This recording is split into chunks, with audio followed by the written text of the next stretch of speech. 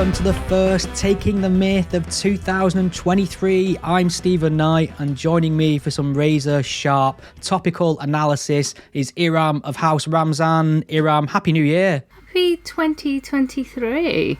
Still not got used to writing that down yet, have you? No, I haven't. I keep writing 22, but that happens every year, so, you know. It does. I need until... It takes me until around April to really find my... Yes, exactly. Find my groove on the date. Yeah, same here. Yeah, confused by basic numbers. Are you dyspraxic? Dyspraxic, is that what that is? I thought dyspraxic was movement. Dyspraxic is to do with numbers, so... Is it? I think we should get a phone a friend on this. Dyspraxic's to do with... I always thought it was movement, and if I'm wrong, I'm cutting this out. What exactly is dyspraxia? Also known as development coordination disorder, is a common disorder that affects movement and coordination. Oh my God, what's the numbers thing there? Oh, fucking hell. 10 points for House Knight. What the hell's a numbers thing then? But if it makes you feel any better, I've got dyspraxia as well. Oh. The dance floor is my kryptonite. Dyscalculia. Dyscalculia, that's what it is. Dyscalculia. Had fucking calculus in the book. Dyscasio.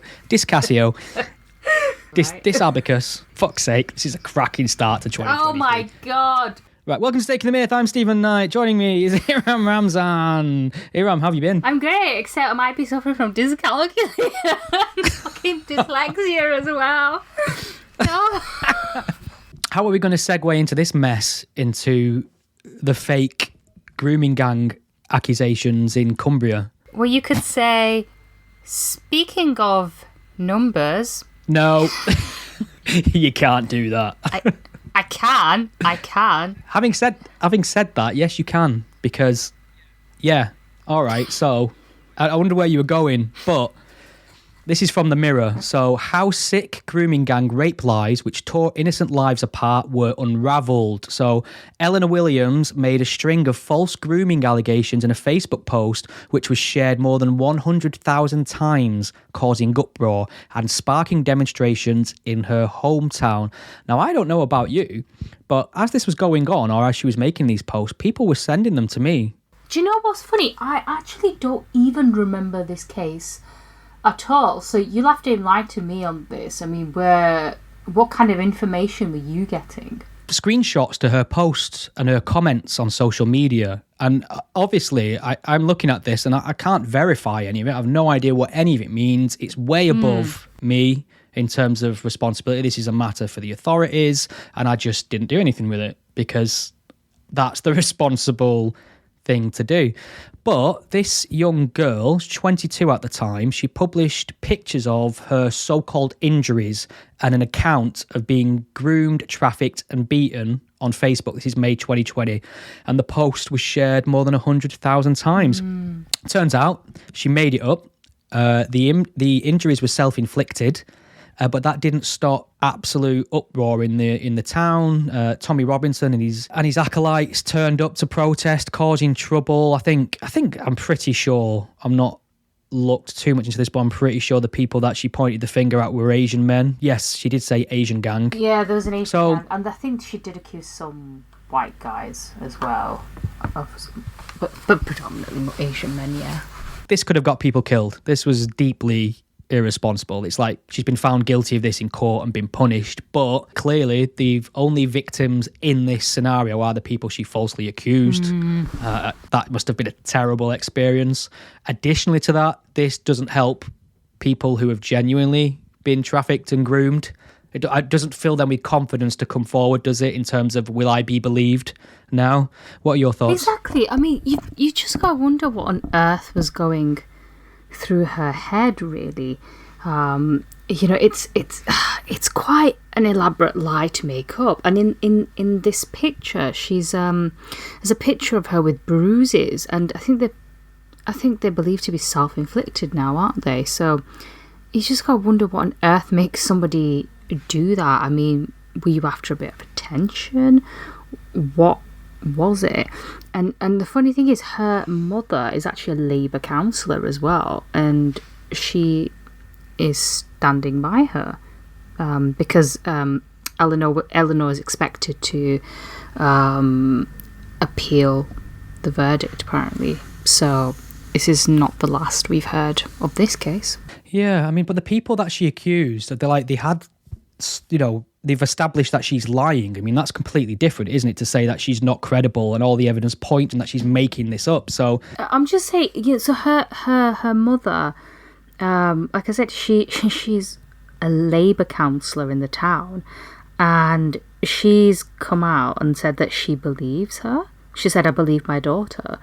I mean, I don't know. I don't know if it's a case of, well, she's her daughter, so she has to stand by her, or what the hell's going on that her mother's just openly saying that she believes her. But, considering how she's apparently caused the injuries herself with, a hammer, for fuck's sake, you just have to wonder what the hell is going through her mind and why her mum's standing by her. I mean, I really feel sorry for one of the restaurant owners who was accused. He was supposedly the ringleader of this, and his family received so many death threats. I mean, how do you go back to normality after that? Have you noticed as well that the one of the people she accused was called Mohammed Ramzan? Yeah. Relation? Do you know what's funny? That's actually my dad's name. I honestly thought you was going to say that's actually my dad. No, it's not. No, when I saw the name, I was like, whoa, hang on a minute. Shout out to Mo Ramzan. Hey, Dad. No, seriously, I had to do a double take because it is his exact name, but different age and obviously different town, and not to mention obviously not the same person. Different person. That's the important bit, isn't it? But yeah, so she claimed she was hired to do sex work in Amsterdam, but she was in the UK at the time. They said things like a number of the people she accused didn't even exist. Yeah, didn't she say that she was sold at an auction, and they apparently said it was like a scene from a Hollywood movie, Taken. Taken, yeah. My feeling on things like this is you should take it seriously, and you should encourage due process, and they should get all the assistance and help they need. That should be the first port of call of anyone who comes forward claiming something like this has happened. But there is something about being a victim that some people strangely find very appealing. We see a lot of this in like hate crime hoaxes, things like that. There is some strange need to have attention. Is something deeply dark psychological going on with these people, where they think that this is a quick track path to some sort of success in their mind by claiming to have been on the receiving end of something horrific. I think we need a psychologist to explain this, but I can't think of any other reason why she would have done this except for, attention, clout, being made to feel special. Yeah, the special. And if she set it up herself, but it was definitely set up for her, and it raised about £22,000. So, yeah, I mean, yeah, it's definitely. Actually, no, I looked up. It definitely wasn't set up by her, but it was set up probably for the intention of raising money for her. And the person who did it said, they found her original Facebook post really upsetting and wanted to help her and her family. So, she must have felt quite special, really, and getting some of that attention made her feel good. I mean, that's the kind of traits you see in people who have certain mental disorders. They fantasists, they like the attention, really. Troubled young girl. Trouble, definitely. Sure. I don't know. I really, I'm just really speechless, to be honest, because I just don't know what the hell else to say about something like this. Somebody claiming something like this and then ruining the lives of other people, who are so innocent, and by just making some sort of false accusation, you've destroyed their lives. Like my father's namesake, who's There's something else about this entire issue as well, which it probably takes someone far smarter and eloquent than me to make this point in a way that doesn't sound like I'm encouraging vigilante violence. So I'm against any sort of vigilante violence, even in the name of a cause that I agree with. I don't think it's for mob rule to sort these things out. We have systems, and I think they should be left to deal with these sort of things. However, it can also be true that in a society where people see that the justice system and the systems of care have failed, that's good. That society is going to produce more vigilante action. And I think this whole grooming gang thing is very, like, what she's done is so dangerous because of how the other grooming gang cases played out in our country, in terms of social services turning a blind eye, the police turning a blind eye, an intentional cover up, if you will. It was literally swept under the carpet. And I think people outside looking in at that, idiots, people who are inclined to be vigilantes, are more likely to step forward and say, well, we should take matters into our own hands because the justice system's not going to help us, the police aren't going to help us, which I disagree with. I don't think you should ever do that.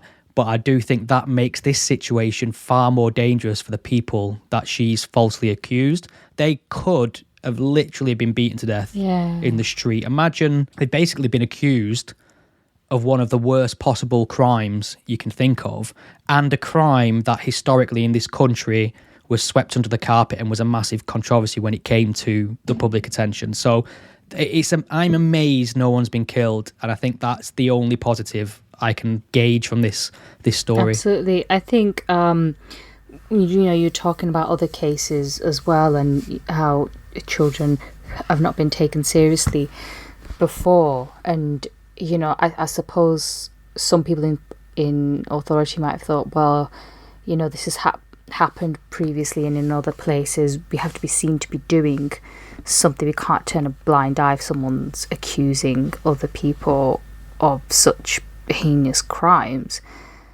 But then, where's the due diligence, really? And I think this is also why you shouldn't just believe anything somebody puts out there on Facebook. There's just no way of checking if it's true. And then unfortunately you still get people who will just take what someone has written online at face value without even checking the facts, or just retweeting it and sharing it without knowing if it's really true or not. I mean, when you were sent it, I take it you didn't share anything.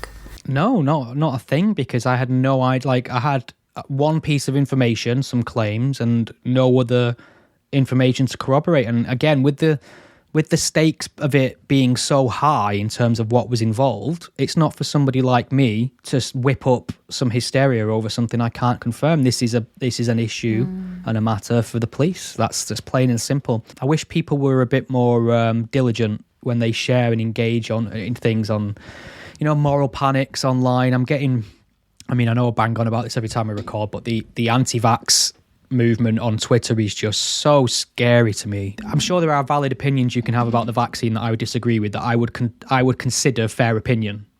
But there is a number of people that just share outright falsehoods that are just not even true by any objective standard. But the amount of attention that false information gets and how far and wide it's spread, I'm talking spread in the millions to people. There are people now, because of social media, living alternate realities. In their head, vaccines are killing athletes every day and ivermectin cures COVID. And that's a fact to them because of what they read on Twitter. I hate banning people and blocking people, but it was definitely something that got more of a crackdown on it before Elon Musk took over Twitter. Now it is the Wild West, so we'll see. I still err on the side of absolute freedom of expression online, but the consequences of it, I'm sure, aren't going to be pretty. We'll have to see. I mean, problem is when people were just being banned or taken off Twitter, there was an outcry, and I suppose now people will still complain if there is certain material left on there now. I guess there has to be a balance somewhere, but I think people will complain regardless, because people say, well, what about free speech? But then other people will say, but certain information is being put out there that's actually it's not true, it's false, or it could be leading to harm. So, well, do you want to move on to something that's slightly more familiar? Yes. This is from the New York Times. The headline is, this is from the 10th of January, fired by a college for showing a painting of Mohammed. Now, not your dad, by the way, just the prophet, peace be upon him. So apparently, after a student complained that her art history professor's showing of a 14th century image of the Prophet Muhammad, which is shown regularly in history classes apparently, the student claimed it was deeply offensive to Muslims, and the professor was told by school officials that her services next semester were no longer needed. I mean, this is it's become dull, hasn't it? This at this point, it's like it's like clockwork, really. It's like, yeah, you just know at some point someone's gonna get done for showing a Muhammad cartoon or painting, and that's it. Okay, controversy alert. Along with time to take your vitamin D tablets. Time to turn the clocks back. Oh, Muhammad painting being shown. Yeah, there you go. It's just, I mean, it is. It's not even a controversial painting. That's the thing. It's not Charlie Hebdo. It's not a caricature. It's showing him in a positive light. It's supposed to be a masterpiece, really. Which, let me be clear, I'm still okay with showing Charlie Hebdo pictures. Yeah. For academic purposes, that's not the point I'm making. But the point I'm trying to make is, even the most tame, vanilla depiction of Muhammad will get you in a lot of trouble in the Western world. This is like ridiculous. In predominantly non-Muslim countries. It's just absolutely absurd. I mean, obviously, yes. I mean, like you, I'm on the side of Charlie Hebdo. They can draw whatever the hell they want. But the point is that, you can't, people saying that it could be offensive, but the thing is, this painting is not offensive in any way. It's supposed to be revering the Prophet.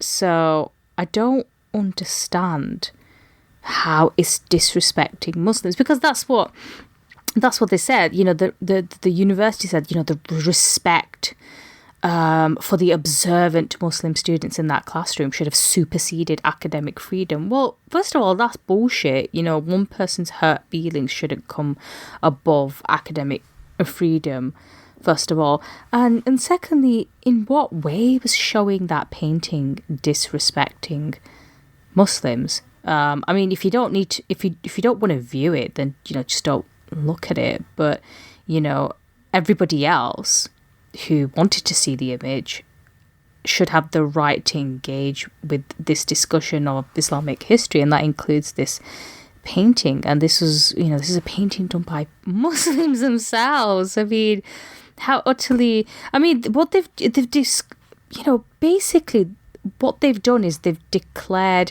certain sections of Islamic history beyond, scholarly examination or analysis, because they might cause offence. I mean, how is that in any way good for academia? It is crazy, because they're essentially asserting a very conservative Islamic blasphemy code. That's all they're doing. They call it offence, but then again, that's subjective. So what is it about these particular students that their offence is worth more than anyone else? Are like conservative Christians not deeply offended by, teaching about gay relationships and abortion and things like that? Would we give a fuck if they were? Would we remove them things from college because of their offence? Of course we wouldn't. So we're making special consideration for one nonsensical conservative dogma within one religion, and we say it's because of offence, but I think they're probably scared of being the next Salman Rushdie, because let's face it, that is a possibility. If these things get enough attention globally, you're asking for mobs. Maybe not. I mean, it might be a bit more difficult in America. It doesn't seem as reactionary in that sense. It doesn't seem like the Muslim community is as conservative. Although I'm obviously I'm fully aware that Salman Rushdie was stabbed repeatedly in the face on a New York stage. But the thing is, I also find, offence taking on behalf of Muslims quite offensive, really, in itself. I mean, You know, it's offenception. Yeah, they seem to be of the view that they're the ones who are lumping Muslims into one category, because by doing this, they're suggesting that all Muslims are reactionary, and Muslims can't handle a bit of free speech. They can't handle anyone criticizing their religion. It is true that a lot of people would. Okay, I'm not under any disillusion here that, you know, while a lot of Muslims would find depictions of the Prophet or certain caricatures offensive, some people won't care. Some people genuinely won't really care. Or if they do, I mean, by any standards, that painting is really tame. It's showing him in a positive light. So even somebody who would get wound up easily wouldn't really find that offensive. But the university's actions, you know, it seems to imply that they think all Muslims are like that. And by doing that, you know, aren't they, you know, they're erasing the variety that is within Islamic tradition themselves. Because if you go to Muslim countries and they would have depicted Muhammad, they would have done paintings of him. You know, it's only more of a recent phenomenon that it's not been allowed. But, you know, countries like Iran and Turkey, you'll see paintings of him. It wasn't a no-no in the beginning. And by doing this, aren't they suggesting that all Muslims are kind of reactionary and violent, and in a sense Islam's incompatible with liberal societies? So isn't that quite a bigoted stance to come from in the first place? You know, you're making this assumption, and your action, you're doing something based on that premise. Yeah, that's a great point. And what's interesting about this is, like, as you pointed out as well, the image isn't intentionally inflammatory. It's a piece of art history for sure, but apparently the teacher really went out of her way to incorporate any concerns or sensitivities. So the teacher's called Erica Lopez Prata, and according to The Independent, she said she took many precautions before showing a 14th century painting of the Prophet to global art history class. That's crazy to me that you have to take precautions, but sure. She said that she had warned in her syllabus that images of holy figures, including the Prophet and the Buddha, would be shown in the course. She also asked students to contact her with any concerns, and she said no one did. Before showing the image in class, she says she warned students that the painting would be displayed in a few minutes' time in case anyone wanted to leave. Like, I think she's gone out of way to incorporate, and like there was no issue in the class. This has become an issue down the road. So I feel sorry for a woman clearly just doing her job, trying to teach relevant, valid history lessons, and because it's the special religion, she can't. It's just outrageous. I mean, you're not dealing with primary school children here. They're supposed to be grown-ass adults, and they can't handle a painting. I mean, why are you even studying for a degree in the first place?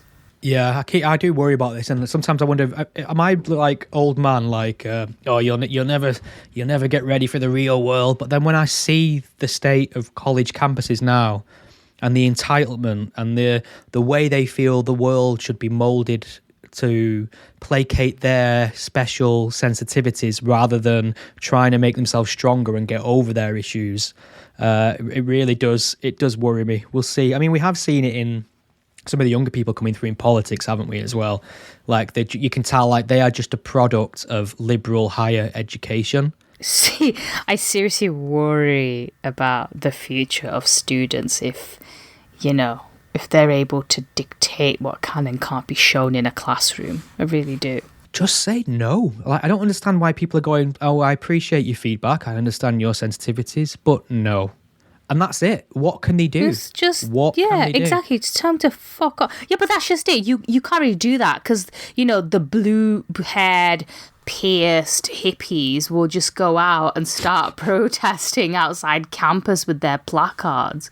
And you can't say, or you get out of there because they'll accuse you of misgendering them or something, you know. So, yeah, they're just little snowflakes. Okay, that's really unfair to characterize all students as snowflakes. I get it. But, you know, see, I think that's the problem, isn't it? They're just scared of what the students will do when they see something deemed offensive. Yeah, so I kind of accept that maybe I'm looking at these young adults through more adult eyes, and I'm being as judgmental as adults were to me at that age. I kind of get that. What I have noticed that appears to be true, however, is younger people will and do test boundaries. That's what they do. They sometimes have a radical mindset. Now, for me, that used to translate as a rejection of orthodoxy and authority and not being told what I can and can't say. Seems like it's the inverse now, where they're upholding the status quo or the establishment views on sort of gender, left-leaning politics, and they're actually policing what each other can say, see, and read. Oh my God. I was about the opposite way around. Yeah, I was actually going to make this point when we were going to get onto the Scotland issues, you know, about how now we're just pandering to young people and to children, especially, you know, when it comes to their gender identity, that instead of, I mean, you know, like you said, young people do test boundaries, children do test boundaries. And, you know, the job of the grown-ups isn't to give in to them and say, I hear you, let's go with that.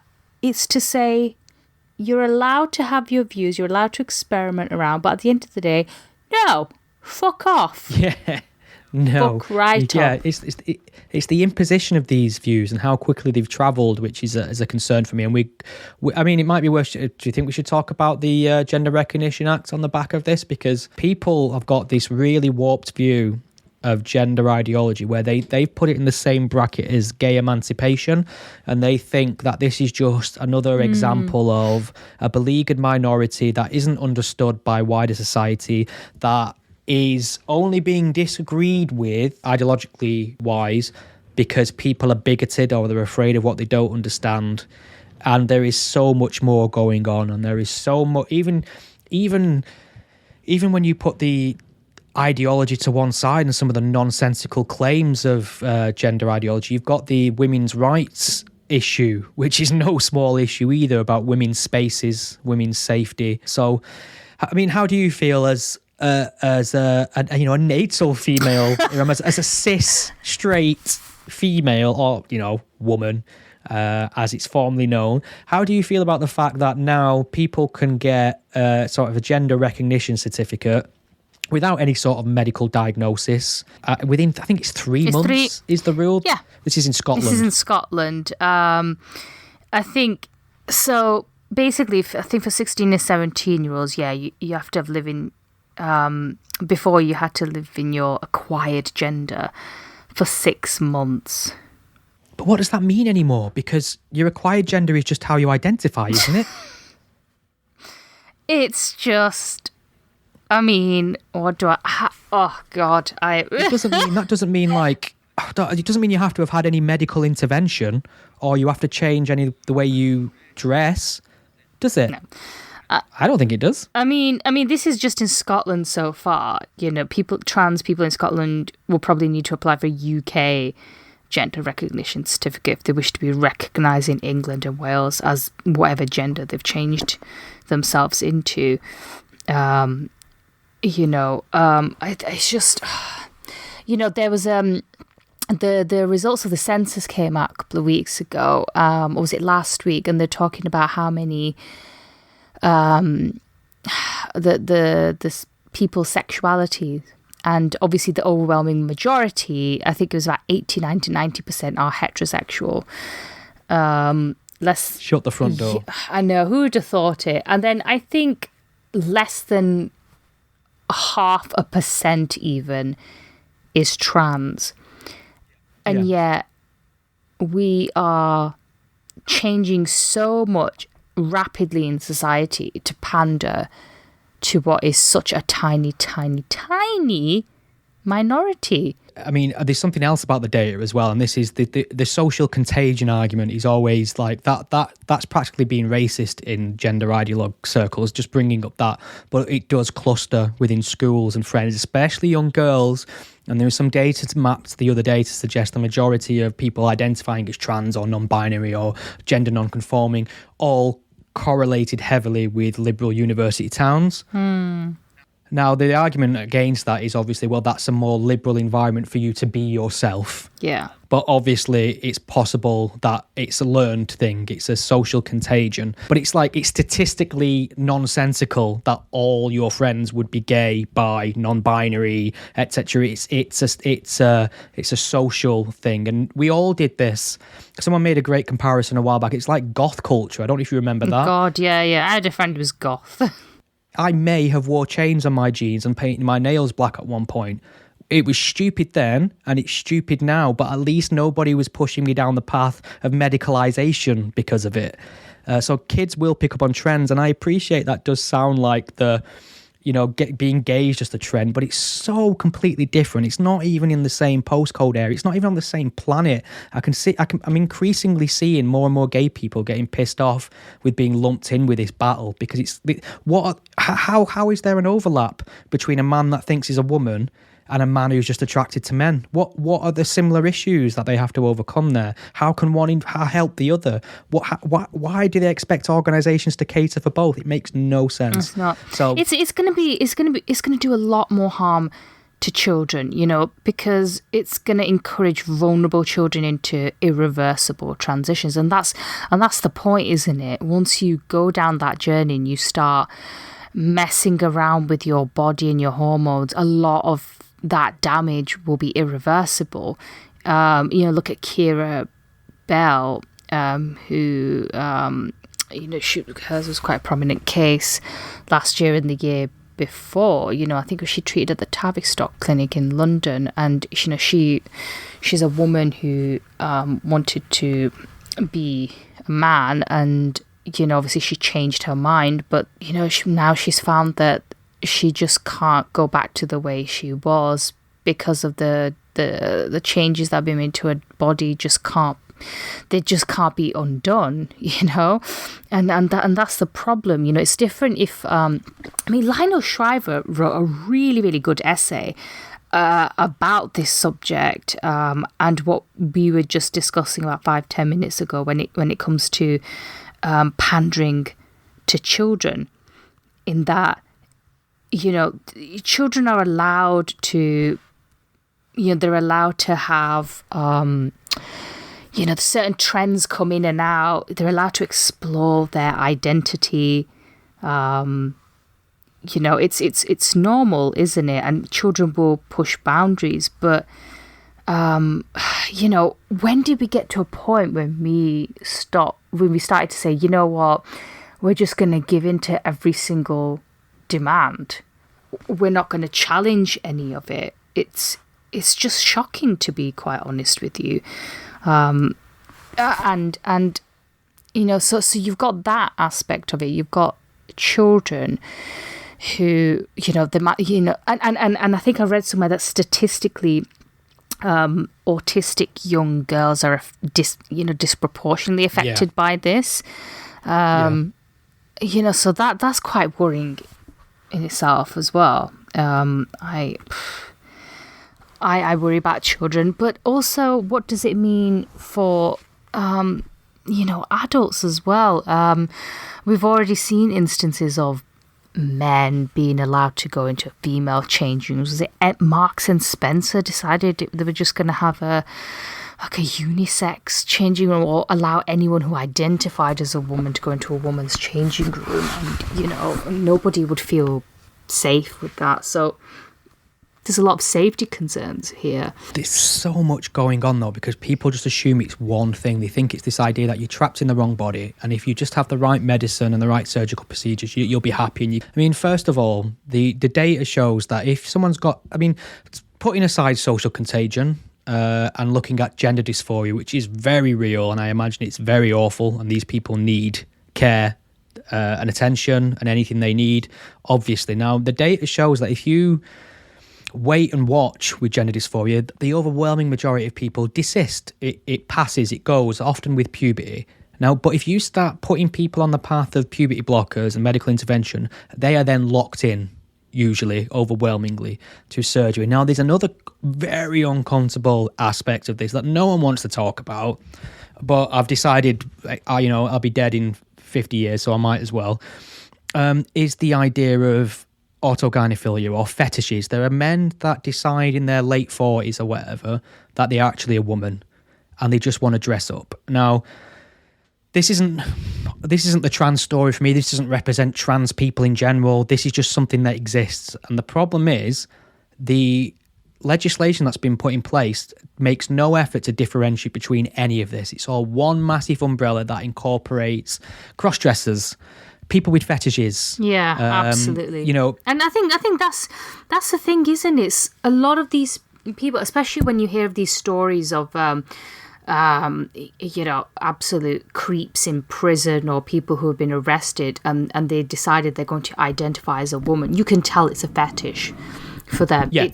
They're not struggling with gender identity. They're just fucking weirdos, those ones. Yeah, and these rules and the rules of polite society are telling me I have to take part in some bloke's fetish by using their chosen pronouns or pretending it's a woman. I mean, if you want some data points on this, and I appreciate it's anecdotal, but I want to show you this thing does exist. To what extent is the debate that we can have? I'm not saying it's everything or even the majority. I don't think it is. But there's a Twitter account that got banned a few times. It's come back a few times. It's called Males of Reddit. I don't know if you've seen it. Oh god, yeah. But somebody goes around Reddit forums taking screenshots of the conversations. People, I don't really understand Reddit particularly well, but I understand it's practically a message board where you can, cater it to specific topics and groups. And some of the things these groups are talking about, men who want to transition to women, is absolutely startling. The obsession with menstruating or tampons. It's just, it's revolting. I'm sorry, but it gives me the ick, as they say. Yes. It is icky. They get sexual gratification from the idea of believing they are female. And I don't think that's the same as having gender dysphoria. No. Or the idea of believing you are trapped in the wrong body. I think that's something separate. And until they can tell me how they can delineate between all of those things to a way that will not put women at more risks, I think this is crazy. I think we are heading into some absolute unbelievable headlines in the next 10 years. I mean, we already have some right now. Yes. Even in the next 10 years, we've already had some. The detransitioners coming out the woodwork were a massive inconvenience to this ideology, and it's heartbreaking because they've been through it and they are cast aside, shunned, smeared by this movement who claims to be compassionate and care about people who are suffering with their gender identity. Yeah. And they are treated like scum, essentially. They are the ex-Muslims of this of this story. Kira Bell is that example I mentioned. She transitioned and wanted to reverse it, and obviously, now she's infertile. She can't have children. She's left with a deep voice because she wanted to be a man, and she's kind of in the middle. She's almost neither male nor female, and it's quite sad that nobody where the fuck are the grown-ups here? I mean, what is going on? I mean, is Lionel Shriver's essay, I do encourage you to read it in Unheard, because it does tackle this kind of subject very well. She says, minors don't know anything, which is not their fault. We didn't know anything at their age either. Yet we now encourage young people to look inward for their answers and to trust that their marvellous natures will extemporaneously reveal themselves, with no experience to speak of and no guidance from adults. All that many kids will find when gawking at their navels is pyjama fluff. And I think that just says it all, really, doesn't it? That, it's one thing to explore your identity and figure out who you are. That's, a rite of passage. Really, all young people go through that, and and that's fine. But, society shouldn't be pandering to all of that. We should be saying, well, actually, this is a phase, you'll pass through it. Come back when you're grown up.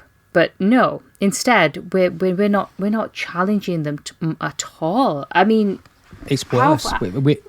We were leaning on the affirmation model, which is going to be one of the hugest scandals ever in the next 10 years, because instead of people were coming to them and saying things like, I think I'm a woman, I'm actually a woman trapped in a man's body, and the clinics were affirming it and pretending as if that was the case. Now, you're not a man trapped in a woman's body, and you're not a woman trapped in a man's body. You are what your body is. That's just a fact.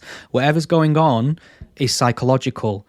And it's the same, it's no different to me than somebody with body dysmorphia going to the doctor. Somebody who's got anorexia, perhaps, and going to the doctor and saying, I feel fat and disgusting. And the doctor's saying, well, we'll treat you with liposuction then. Oh, that's actually, yes, that's a good point. It makes no sense. So maybe we should a more holistic approach and look at some of the underlying causes for gender dysphoria and seeing how it correlates with other things. Like you've already mentioned autism, self-harm's in there, depression, anxiety. Oh, there's a lot going on with these people that needs to be investigated, and it's not going to be fixed by putting them on fucking medicine for the rest of their life and chopping at them and pushing them out in society and saying everything will be fine now, because it won't. And this is like, I support, like, someone wants to do these things as an adult, fine. I'm even in the camp of like, I'll use your preferred pronouns, fine, as long as I'm not being forced to as long as it's my choice. I don't care. Like, I don't mind being civil with people. But the idea that it should be the norm to put these people down the path of transition just because they have gender dysphoria or are part of some sort of social contagion or whatever, it's just daft. It makes no sense to treat something this way. We don't do this with any other condition. We don't affirm people's delusions. I'm going to get in so much trouble for this episode. I think we are. We're going to get lynched. But did you see quite recently, filmmaker Sam Mendes said that having gender neutral awards at the Oscars is inevitable. Well, basically, so the Crown star Emma Corrin, who identifies as non-binary. I mean, for fuck's sake, aren't you too old to be going through this shit, Emma? So Emma Corrin hopes that award shows will opt for gender neutral categories at future ceremonies, and of course the article refers to Emma by their preferred pronouns. I mean, I'm so done with non-binary. It means nothing. I mean, what even is that? And obviously, Sam Mendes is saying that it's perfectly reasonable to have gender neutral awards, blah blah blah. But don't you think this is going to make us all go backwards? Because you're probably going to have at the moment now you have best actor male, best actor female. If you amalgamate that, I mean, what will happen then if male actors start winning more in each year? Didn't we see that? Didn't some race a few months ago do a non-binary category, and the men just cleaned up? The non-binary men just cleaned up that category. What as well. award was this? It was a race. It was like a sporting event. Oh, okay. Pretty sure it was running.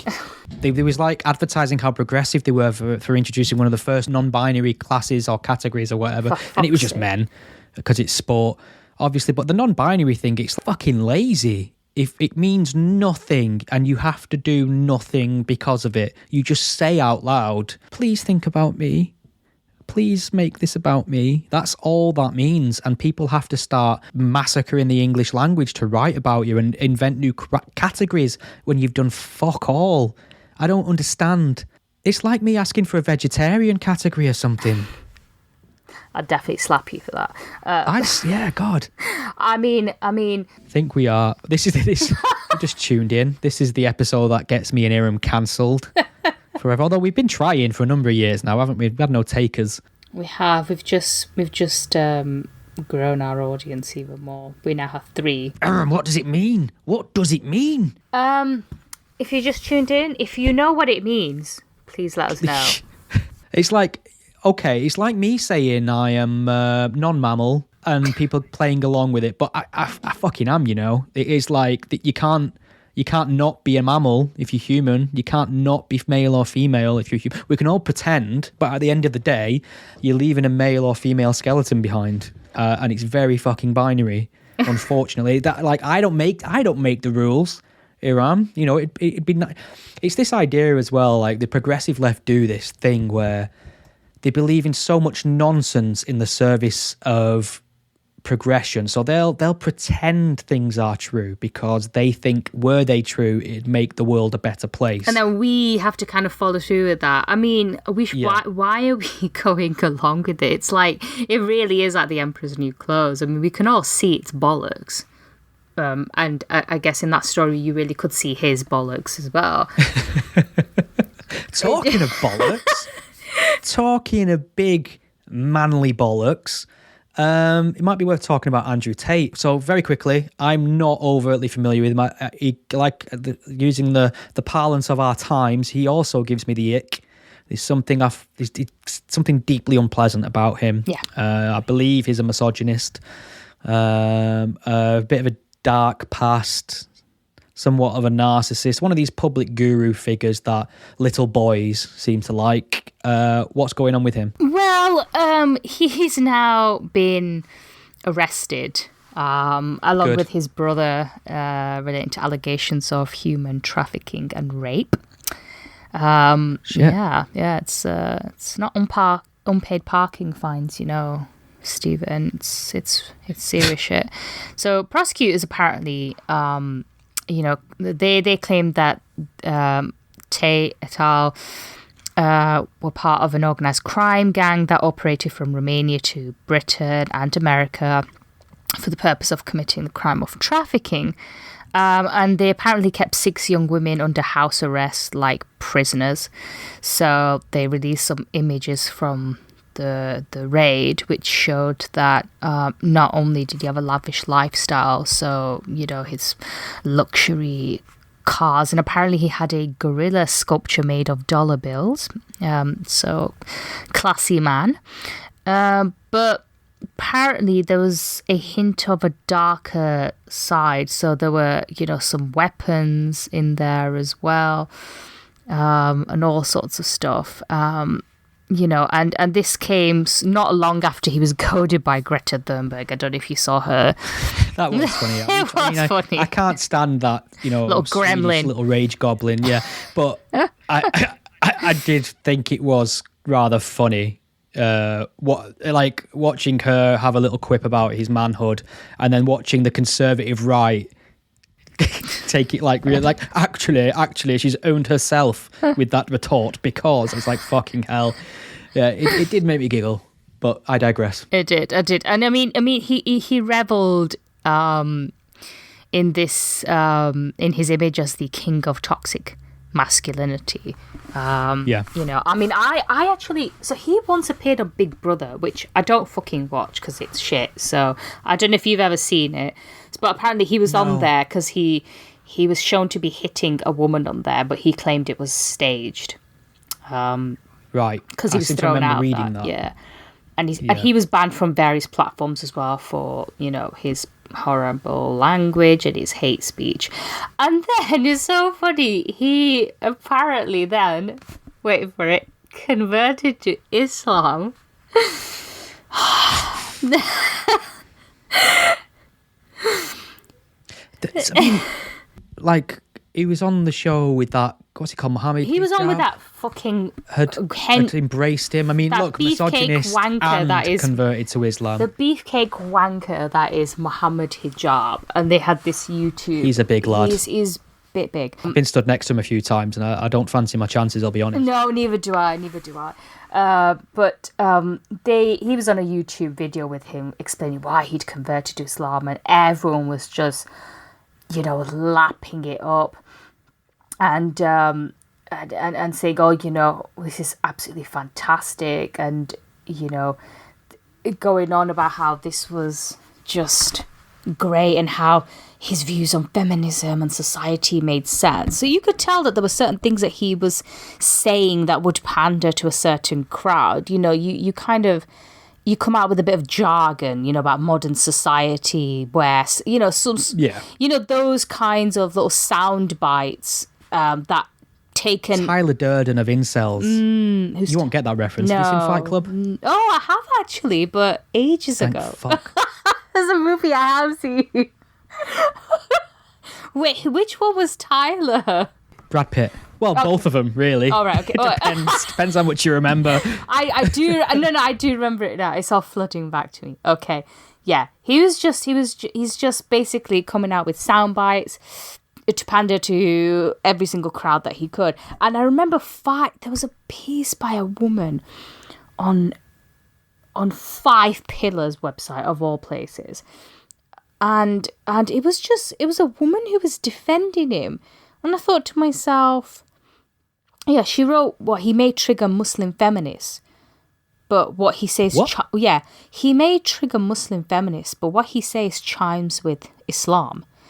And that just, it just really says it all, doesn't it? Really, so you think it's okay to post pornographic videos of women to traffic women allegedly, to rape women allegedly? Are you genuinely saying that he is quote unquote more in step with Islam than Muslim feminists? I mean, what the fuck are you on? Yeah. So how on earth is this guy a Muslim role model? It's just incredible. It's absolutely incredible that you have people defending this guy. And I think I was reading somewhere that that there were some schools were concerned about Andrew Tate and the effect that he's having on young boys, and it all boils down to how young men don't have any role models anymore. Yeah. And I just wondered what you thought of that. Is there some truth in that? My take on it is, I'll give you my take later, but what do you think of that? The whole, men and needing role models. Are there? Yeah, I think there's a lot to that. I think I did, and I think there is a lot to be said of that monkey see, monkey do aspect. Now, my thing that I used to look up to when I was young teenager rather, was footballers. I used to, sportsmen, actors. I was a big movie buff, and I do think you do in a way mimic the people who present some sort of authority figure to you a little bit, and I see it a little bit with I think over the last 20-30 years or so, maybe last 20 years, I think footballers have become slightly more petulant towards referees and officials, things like that in a way. They always were back in the day, but I think even more so now. And obviously there's more football games televised. Now, I sometimes see young kids behaving like that on the football pitch, and it's clear to me they're just mimicking what they've seen. They think that's the correct response to a decision that doesn't go their way. And I think it is learned behaviour. And I think if you have someone like Andrew Tate, some sort of misogynist guru who tells you take what you want, women aren't the be-all and end-all, don't put them on a pedestal, you take what you need from these women, there's no need to be loyal, there's no need for monogamy, this idea of women as property of men. I think to a certain mindset, men especially, who are being told you're a straight white male, you're worthless, you're, toxic, they say toxic masculinity when they're talking about toxic masculinity. They just mean anything masculine now, basically, and masculinity has its place. To me, being masculine and being a man is taking responsibility for yourself and people you care about. It's not being some massive alpha male or getting into fights or fucking around all the time or getting in trouble. It's a completely different message, but people are being sold this idea of masculinity now as do whatever the fuck you want. And I do think in some small part it is a reaction to the anti-masculine mainstream we've seen. I think you're right there. I think especially young boys who might not have a father around in the picture might struggle with that. And, if they're raised without a father, they might find that, the only other the only male authority figure they encounter in life might not be until secondary school, and they might end up challenging that figure, so they won't know exactly how to deal with that. But I think, as well as that, I think people keep saying that this is all to do with lack of role models. I think that's largely true, but I think maybe another uncomfortable truth is that young men especially, and teenage boys, do aspire to having lots of money, fast cars, and having girls and women. It's not necessarily a modern phenomenon. Maybe the car bits is, but, you know, men generally acquire status by having wealth and women. And I think that view has been around for a long time. Might make some people feel uncomfortable. The social contract's changed, though, hasn't it? Like women are earning, you know, their own money in their own rights. They're professionals. They're they're aspirational. They're achieving, and they don't need a man to support them anymore. Most of them. So, I mean, that's one thing that's changed. This is like, I'm not saying this is a bad thing. I think this is financial independence for women is a great thing, but it just means that men have to rethink their place in society and think how they are going to appeal to this new demographic of women. Women can afford to be far more choosy now than they could before. I think that's just my perception. Yeah. I don't know how you feel about that. Yeah, no, it's true. I mean, from an evolutionary point of view, women are far more selective, and for a good reason, and the fact that we can be financially independent means that we don't have to put up with anybody like before. But I just think this idea that boys are only aspiring to Andrew Tate because of no role models is a bit, I don't think that's quite the truth. I think men, for as long as civilization have wanted to acquire wealth and women, the two go hand in hand. That's I mean, it's what young men are like. I mean, by a certain age they might grow out of it, but if you think about it, it's true. That's how men think they look great to other people. The more women they've had, they brag about how many women they've slept with or whatever. Yeah, it's like when everyone was going then there was wall-to-wall discussion and coverage about Leonardo DiCaprio having a far younger girlfriend, and I was like, world-famous, mega-rich, successful actor has young girlfriend. Stop the press. Exactly. It's like it's a tale as old as time. It's like that's the way of the world, unfortunately. Not everyone fits into their molds, of course. But yeah, it is a thing. Do we have time to talk about Prince Harry? I think I could sum it up in one word. Tosser. Yes. There we go. Done. He's, from what I can see, he's doing a press tour for his book at the moment. There's a few revelations in there. Now, the revelations, as far as I can see, are designed, or at least intended to portray him in a more sympathetic light. From what I'm getting from it, it appears to be having the opposite effect, especially with the British public. I think we're just kind of sick of him airing his dirty laundry in the public. I mean, this is one of the first times this has happened, because this is not something that typically happens with the royals. This isn't the Kardashians, is it? This is the royal family. They don't usually air their dirty laundry in public, but he appears to be. I mean, that's his raison d'etre at the moment, I believe. I don't know what else he does or what he's for, other than to talk about his time in the royal family. I mean, he's got nothing else to do now. All he can do. I mean, he's basically written a book, and he's done several interviews since promoting his book and talking about. Just talk about himself, basically wallowing in self-pity.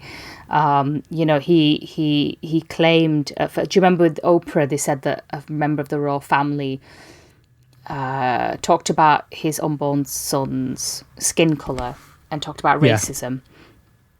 Now that if true, that's bad. But my quick point I'm making here is, he thinks he's doing a favor by not naming that person, but by not naming that person, casting aspersions at everyone, basically. Yeah. But the thing is, the more he speaks, the more he actually contradicts himself, because, like I said, 1 minute he's accusing them of racism, and then they collected an award, last month, for fighting institutional racism in the royal family, and now he's saying he never said that. Well, which is it, Harry? He talked about a fight that he had with his brother William, in which he ripped his necklace. Thoughts? Throw him on a dog bowl or something. Yeah, apparently so. Because, siblings have never fought. Yeah, that's exactly what I thought when I saw this. It's two brothers having a scrap. What am I supposed to extrapolate from this, incredibly rare incident? Basically, what we should extrapolate is the fact that he's clearly a very damaged young man, hasn't quite processed his mother's death and blames the press for it. Because if you watched his interview, he talked about the press at least 1,000 times. So he has this weird vendetta against the press. He hates them. It's understandable. No offense. But you can understand why he would feel that way. For sure. No, but it's almost unhealthy because Right. he shouldn't really. If he hates the press, don't read what's written. But he seems to read everything that's there. He seems to know what's in the press, so he can then. You think he'd be slightly more annoyed with people who don't wear seatbelts and drunken chauffeur drivers? Exactly. But that's by the by. I think it's clear that he resents his brother. He's jealous of his brother because he got the nicer bedroom in the palace. Note to Harry: you still grew up in a fucking palace, yeah. So quit your whining. Clearly, somebody who he just sounds very bitter, very jealous. Contradicts himself. Doesn't quite seem to know what he wants because he says he wants accountability, and then he says he wants a reconciliation with his family. Well, that's clearly not going to happen after you've shat all over them in public. I just think the more he opens his mouth, the more he damages his credibility. I agree. It's not going the way he thinks it's going. It's not. It's absolutely. I don't know not. if you tried to watch the Netflix documentary. I had to watch it. Well, what annoyed me more than anything, not necessarily him and Meghan, but it was like the who's who of the worst obnoxious race baiters British society has produced. Gahindi Andrews came on. And Afua Hirsch. And I was like, I'm done. Yeah. I'm out, because they're giving such a skewed perception to the world of British culture and British race relations. It's just, it is a piece of propaganda, unfortunately. And what annoys me is they've really lent on this racism thing in a way that they didn't do before. It seems like it's a new thing for them, because I remember him getting up on stage and thanking the British public for being so accepting of his wife and things like that. There was a few people who wrote horrible comments on newspaper articles about the kid. And that, I don't understand what is the racism they're talking about here, apart from is there a society that's like a non-racist utopia? Every society is going to have racist in it, and they get marginalized, thankfully. But as far as I could see, the criticisms people had about her were nothing to do with her skin color. No, it's the fact that she had to have it all, basically. This is someone who's coming from America into a different culture and into a royal family, which, I don't think even anyone born here could really handle that, let alone an American actress, a C-list actress, by the way. Wow. I'm sorry, but she was. And if you read their accounts, there are still allegations of bullying that have yet to be answered to. The palace hasn't published it. And my guess is probably because it might shine a bad light on Harry and Meghan. So he talks about the palace press. But sorry, just to pick up on that point, who was accused of bullying? Meghan and Harry. Oh, I did not know Yeah, that. they're accused of being rude and horrible and bullying towards certain staff members. And so far, no one's really spoken about it. But if someone did, my guess would be that Harry and Meghan wouldn't come out of it smelling of roses. And Harry talks about leakings and briefings to the press, but actually, Harry, the shit that you've done in your time, the palace has had to spin on his behalf. So it's gone both ways, and you can't complain when it's worked in your favour. But to sum it up, I think he's not a very intelligent person, and he seems to be surrounded by yes men. No one seems to be challenging him, because if anyone had his best interests at heart, they would have said to him, look, Harry, don't think writing about your frostbitten penis is a good idea.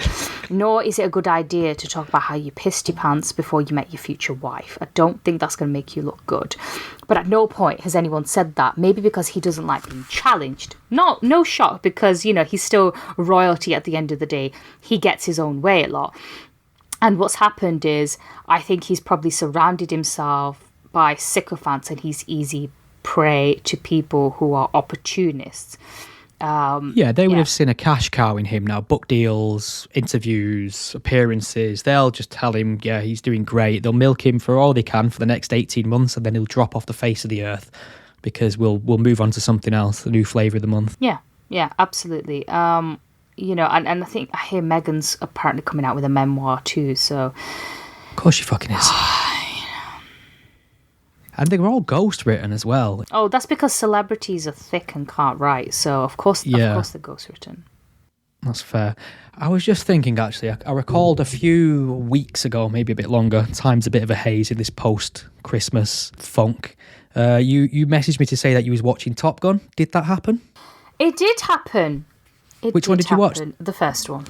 So that's, like, I'm looking at that through sort of nostalgia-tinted glasses, so I love it. I can't imagine watching it in 2023. Yeah, I mean, I didn't really enjoy it that much. I mean, it was just... This could be the most controversial thing you've said on the podcast today. I mean, I might like the modern Top Gun, I don't know, but I also can't see how women fancied Tom Cruise. Really? I really can't. He just does nothing for me. Absolutely nothing. I'm sorry, but he looks like a geek. And he had bad teeth and he's like the most handsome, charismatic man in Hollywood. What? You think he's a nerd? What? I mean, look up Tom Cruise right at the beginning and you'll see what I mean. Maybe he spruced himself up. He's grown into himself, hasn't he? Yeah, he got rid of his monobrow. He did his teeth, you know. He did his hair. Okay, he looked all right, but I just... No, Tom Cruise never did it for me. Did you cry when, spoiler alert, when Goose died? I didn't cry. I made a sad face. I thought it was sad, but I didn't cry. I thought it was such a bro movie. It's such a guy. It really, it's very 80s, isn't it? And it's next on my list is Fatal Attraction. Oh, that still stands up. That's a great film. Glenn Close is amazing in that. Yeah, I've only seen that in bits because it's on. Whenever it's on TV, it's always sort of like halfway through or something. So I only catch bits of it.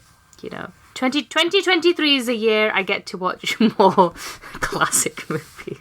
I think I must have last watched that film about 10 years ago. What I would do as well, there's an alternate ending to that film. So once you've watched it, get on YouTube. Okay. Have a look. It's quite interesting. Okay. I mean, I think I do know the ending because it's quite famous. So I'm not sure the thing you're thinking about is the ending. Oh. Does it involve certain cooking-related wares? No. Okay. Maybe not then. I'll keep my mouth shut. I didn't say a thing. Have we nailed it for 1 month? I think we've solved the world's problems again. Well done. We should be Prime Minister and Chancellor. No, maybe not Chancellor. I don't think they'll give it to another woman here. I'm sorry. The transition. I think too much damage has been done. It's fine. I'll just get myself a gender recognition certificate. That's it, yeah. Identify as a man or non-binary. Thank you for listening to the Godless Spell Checker podcast. The podcast is a one-man operation, produced in my spare time away from my day job, and I love making it for you. If you enjoy what you hear, please consider lending some support. The show is entirely listener supported. I don't sell anything, I don't run ads, and given the alternative and unpopular focus of my content, it's very unlikely to find a sponsor.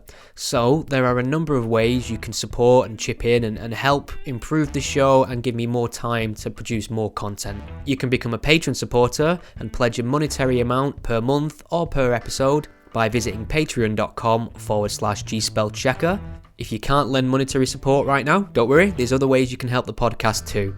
You can share it on your various social media networks, or take a moment to leave a review wherever you listen to it. Your support is massively appreciated, thank you. Think we've all learned something here today?